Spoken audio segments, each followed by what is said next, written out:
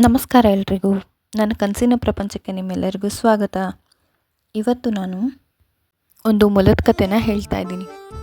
ಒಂದು ದೊಡ್ಡ ಕಾಡು.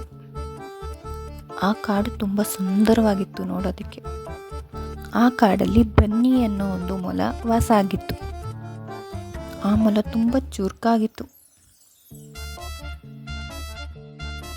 ಒಂದಿನ ಬನ್ನಿ ತನ್ನ ಕುಟುಂಬದವ್ರನ್ನ, ಸ್ನೇಹಿತರನ್ನ ಎಲ್ಲರನ್ನೂ ಒಟ್ಟಿಗೆ ಕರ್ಕೊಂಡು ಊಟ ಹುಡ್ಕೊಂಡು ಹೋಯಿತು. ಹುಡುಕ್ತಾ ಸ್ವಲ್ಪ ದೂರನೇ ಹೋಗಿದ್ವು. ಅಲ್ಲಿ ಬನ್ನಿಗೆ ಒಂದು ದೊಡ್ಡ ತೋಟ ಕಾಣಿಸ್ತು. ಆ ತೋಟದಲ್ಲಿ ಅದಕ್ಕೆ ಕ್ಯಾರೆಟು, ಹಣ್ಣು, ತರಕಾರಿ ಎಲ್ಲ ಸಿಕ್ತು.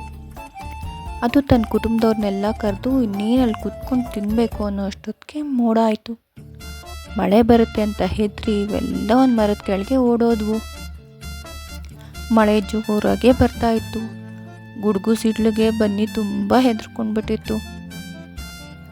ಮಳೆ ಇವಾಗ ನಿಲ್ಲುತ್ತೆ, ಯಾವಾಗ ನಿಲ್ಲುತ್ತೆ, ಮನೆಗೆ ಹೋಗೋಣ ಅಂತ ತುಂಬಾ ಕಾಯ್ತಿತ್ತು.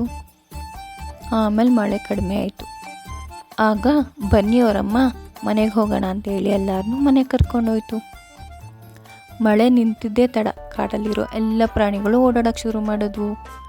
ಮಳೆ ಚಳಿ ತಾಳಲಾರ್ದೆ ಬೆಂಕಿ ಹಾಕಿ ಎಲ್ಲ ಪ್ರಾಣಿಗಳು ಒಟ್ಟಿಗೆ ಕೂತ್ಕೊಂಡು ಬೆಂಕಿ ಕಾಯಿಸ್ಕೋತಿದ್ವು. ಬನ್ನಿ ಹೋಗಿ ಅದ್ರಮ್ಮನ ಕೇಳುತ್ತೆ, ನಾವು ಇವತ್ತೇನೇನು ತಂದ್ವಿ ಅದನ್ನೆಲ್ಲರಿಗೂ ಹಂಚ್ಕೊಂಡು ತಿನ್ನೋಣ ಅಂತ.